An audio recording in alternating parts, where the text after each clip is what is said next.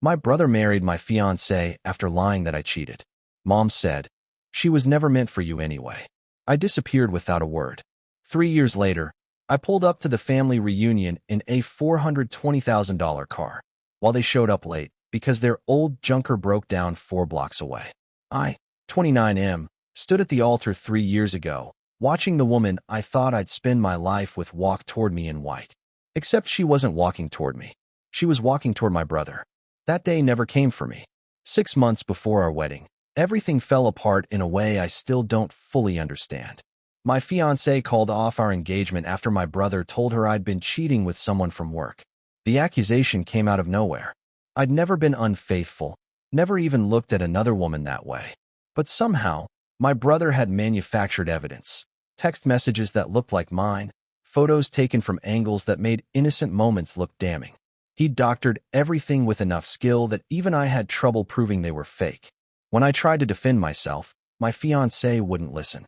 She'd already made up her mind. My brother had gotten to her first, spent weeks poisoning her against me while I was traveling for work. By the time I came home to explain, she'd already moved her things out of our apartment. She told me she couldn't trust me anymore, that my brother had opened her eyes to who I really was. The betrayal cut deeper than any knife could. I went to my parents' house that same night, desperate for support. I needed someone to believe me, to see through my brother's lies. My mother listened to my side of the story with a blank expression, her arms crossed over her chest. When I finished, she looked at me for a long moment before speaking. She said my fiancée was never meant for me anyway, that if she could be turned against me so easily, then maybe it was for the best. My father just nodded along, saying my brother wouldn't do something like that without reason. The words hit me like a physical blow. My own parents were choosing to believe my brother over me without even questioning his story. I realized then that I'd always been the outsider in my own family. My brother had been the golden child, the one who could do no wrong, the one they'd always favored. I was just the spare, the one they tolerated but never truly valued. I left their house that night and didn't look back. Within a week, I'd packed up my apartment and moved across the country. I didn't tell anyone where I was going. I changed my phone number, deleted my social media accounts, and cut off every connection to my old life. If they wanted to believe I was the villain in this story, then I'd let them. I was done trying to prove my innocence to people who'd already decided I was guilty. The first few months were brutal. I threw myself into my work as a software engineer, taking on every project and overtime hour I could get. The pain of the betrayal still burned in my chest, but I channeled it into something productive. I started developing an app in my spare time, something I'd been thinking about for years but never had the courage to pursue. Without the distraction of planning a wedding or trying to maintain family relationships, I had nothing but time. The app took off faster than I ever imagined. Within 8 months, it had caught the attention of investors who saw its potential. They offered me funding to expand, and I accepted. I worked 18-hour days, barely sleeping, barely eating, driven by a need to prove to myself that I was worth something even if my family didn't think so. The app grew exponentially, and within 2 years, I'd sold it to a major tech company for an amount of money that still didn't feel real. I wasn't a millionaire in the traditional sense, but I was comfortable. More than comfortable. I bought myself a Rolls-Royce Cullinan, a car I'd dreamed about since I was a kid reading car magazines. The price tag was ridiculous, but I didn't care. It was a symbol of everything I'd built on my own, without anyone's help or approval. Every time I looked at it, I remembered where I'd come from and how far I'd traveled. Then, 2 months ago, I got an email. It was from my cousin, the only family member whose contact information I hadn't changed. She'd somehow found my new email address and sent me a message about the annual family reunion. She said everyone missed me, that it had been too long, and that I should come home for the weekend gathering. She mentioned my brother and his wife would be there, along with my parents and the rest of the extended family. I stared at that email for hours. Part of me wanted to delete it and forget it ever arrived. But another part, the part that still felt the sting of their rejection, wanted them to see what I'd become without them. I wanted them to know that I'd survived their betrayal and come out stronger. So I replied with a simple confirmation. I'd be there. I didn't tell anyone about the car. I didn't mention my success or the company I'd built. I just said I'd attend and left it at that. In the weeks leading up to the reunion, I found myself rehearsing what I'd say if anyone asked where I'd been. But mostly, I imagined the look on my brother's face when he realized I hadn't fallen apart the way he probably hoped I would. The reunion was scheduled for a Saturday afternoon at a park pavilion my family had rented for decades. I timed my arrival for exactly noon, when I knew everyone would already be there. I pulled into the parking lot in the Cullinan, the black paint gleaming in the summer sun. The car drew immediate attention from people walking past, their heads turning to see who was driving such an expensive vehicle. I parked in a spot near the pavilion and sat in the car for a moment, gathering my thoughts. Through the windshield, I could see my family gathered under the shelter. They were setting up tables and arranging food, everyone moving around in the familiar chaos of a family gathering. I didn't see my brother or my parents yet, but I knew they'd arrive soon. I stepped out of the car and locked it, the quiet beep of the alarm drawing more curious glances. I wore simple clothes, jeans and a button-down shirt, nothing flashy. I wanted the car to speak for itself. As I walked toward the pavilion, I saw my cousin spot me first. Her face lit up with recognition, and she rushed over to greet me. She said she was so glad I came, that everyone had been wondering about me. I gave her a brief hug and told her it was good to see familiar faces again. Other relatives started noticing me, and soon I was surrounded by aunts and uncles asking where I'd been and what I'd been up to. I kept my answers vague, mentioning I'd moved for work and had been busy with a new career. Nobody asked about the car yet, though I could see people glancing toward the parking lot with obvious curiosity. Then my brother arrived, and the energy shifted. I saw his beat-up sedan pull into the lot, the same car he'd been driving for over a decade. It sputtered and coughed as he parked it far from my Cullinan. He got out with his wife, my former fiancée, and they started walking toward the pavilion. They were arguing about something, their body language tense and frustrated. When they got closer, my brother looked up and saw me. The recognition hit him like a punch. His face went pale, then red, and I watched him process the fact that I was actually there after 3 years of silence. His wife noticed me a moment later, and her expression was harder to read. Surprise, definitely, but also something that looked like regret. My parents arrived minutes later, their old pickup truck making concerning noises as it pulled into the lot. My father had to coax it into a parking spot, and I could hear my mother complaining about needing to get it fixed. They walked toward the pavilion together, not noticing me at first because they were too busy discussing the truck's problems. My cousin pulled me aside and asked what I'd been driving. She'd seen me get out of the Cullinan and wanted to know if it was really mine. I confirmed it was, and her eyes went wide. She asked how I could afford something like that, and I told her about the app and the sale. Word spread quickly through the family. Within minutes, everyone knew about my success, and the whispers started. My brother approached me first. He asked where I'd been all this time, trying to sound casual, but failing to hide the edge in his voice. I told him I'd been building a life for myself, that I'd needed distance from everything that happened.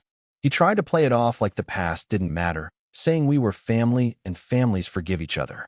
I looked at him directly and reminded him that he'd lied about me cheating, that he'd destroyed my relationship and my reputation without a second thought. His wife stood behind him, and for the first time, she spoke to me. She said she'd eventually learned the truth about his lies, that she'd figured out the evidence was fabricated about a year into their marriage. My stomach dropped. She'd known the truth and still stayed with him. She tried to explain that by the time she realized what happened, they were already married and she felt trapped. She said she'd wanted to reach out to apologize, but didn't know how to find me. I told her I wasn't interested in apologies that came 3 years too late. The damage was done, and I'd moved on. She looked hurt, but I didn't have any sympathy left for her. She'd made her choice when she believed my brother over me without giving me a fair chance to defend myself. My mother finally noticed the commotion and walked over. She asked what everyone was talking about, and someone pointed out my car. My mother looked at the Cullinan, then back at me, her expression shifting from confusion to something like awe. She asked if that was really mine, and I confirmed it was. She wanted to know what I'd been doing to afford something like that. I gave her the brief version, the app, the sale, the success I'd built from scratch. She tried to act happy for me, saying she always knew I'd do well for myself. The hypocrisy was staggering. I reminded her of what she'd said 3 years ago, about how my fiancé was never meant for me anyway. I asked her if she remembered telling me that my brother wouldn't lie without reason. She looked uncomfortable, trying to backtrack and claim she'd just been trying to help me move on. I told her the truth, that her words had shown me exactly where I stood in the family hierarchy, and that I'd spent 3 years proving I didn't need any of them to succeed. The silence that followed was deafening. My father tried to mediate, saying we were all family and needed to stick together. I asked him where that sentiment was when I needed someone to believe me 3 years ago. He didn't have an answer. The tension was thick enough to cut, and other family members started drifting away to give us space. My brother finally admitted he'd lied about everything. He said he'd been jealous of my relationship, that he'd always wanted my fiancée for himself and saw an opportunity to take her. He tried to justify it by claiming he'd fallen in love with her and couldn't help himself. His wife looked shocked by his candid admission, and I realized she probably hadn't known the full extent of his manipulation. I told him I didn't care about his reasons anymore. He'd made his choice, and I'd made mine. I'd disappeared because staying would have destroyed me, and leaving had given me the chance to build something real. The success I'd achieved wasn't about proving anything to them. It was about proving something to myself. My mother tried again to salvage the conversation, asking if we could start over and rebuild our relationship. I looked at her, then at my father, then at my brother and his wife. These people had abandoned me when I needed them most, had chosen convenience over truth, and had let me walk away without a fight. Now they wanted back in because I'd become successful. I told them I'd come to the reunion to show myself that I'd survived their betrayal, not to reconcile. Seeing them struggle with their old broken-down vehicles while I drove something that represented everything I'd accomplished without their support was enough closure for me. I didn't need their approval anymore, and I didn't need their presence in my life. Update 1. The reunion continued after that confrontation, but the atmosphere had shifted completely. My extended family, cousins, aunts, uncles, kept approaching me throughout the afternoon. They wanted to hear about my success, about the app I'd developed, and how I'd gone from a software engineer to selling a company. I answered their questions politely, but kept the details vague. The truth was, I didn't owe anyone an explanation for my absence or my success. My brother and his wife kept their distance after our initial conversation. I caught them arguing near the food tables several times, their voices low but their gestures animated. She looked angry, gesturing emphatically while he tried to calm her down. I suspected she was finally processing the full weight of what he'd done, not just to me, but to her as well. She'd built her marriage on a foundation of lies, and now that foundation was crumbling. My parents made several more attempts to engage with me. My mother brought me a plate of food, acting as if everything was normal, as if 3 years of silence could be erased with potato salad and small talk. She asked about where I was living now, whether I was seeing anyone, if I was happy. I gave her short, polite answers that revealed nothing meaningful. I lived in a different state. I wasn't seeing anyone seriously. Yes, I was happy. My father took a different approach. He pulled me aside near the parking lot, away from the crowd, and tried to have a man-to-man conversation. He said he understood why I'd left, and that he didn't blame me for being angry. But family was family, and at some point, I needed to forgive and move forward. He said holding on to anger would only hurt me in the long run. I asked him if he'd ever considered what it felt like to have your own father refuse to believe you when you were telling the truth. He looked uncomfortable, but insisted he'd just been trying to keep the peace, that taking sides would have torn the family apart. I pointed out that the family had already been torn apart the moment they chose my brother over me. His attempt at neutrality had been a choice, just not the one he wanted to admit. As the afternoon wore on, I found myself watching my brother more closely. He looked tired in a way that went beyond physical exhaustion. His clothes were worn, his shoes scuffed and old. When he thought no one was looking, he'd stare off into the distance with an expression that might have been regret. His wife barely looked at him anymore, staying on the opposite side of the pavilion whenever possible. My cousin found me again and asked if I was planning to stay in touch this time. She'd always been kind to me growing up, and I didn't want to punish her for the sins of my immediate family. I told her I'd think about it, that reconnecting would take time and wouldn't happen overnight. She understood and gave me her updated contact information, making me promise to at least send her a message occasionally. As the reunion started winding down, my mother made one final attempt to bridge the gap between us. She approached me with tears in her eyes and said she was sorry for not believing me 3 years ago. She claimed she'd been scared of losing both her sons and had handled the situation poorly. She asked if there was any way I could forgive her and give her a chance to be part of my life again. I looked at her for a long moment, processing her words. Part of me, the part that still remembered being her son, wanted to accept the apology and move forward.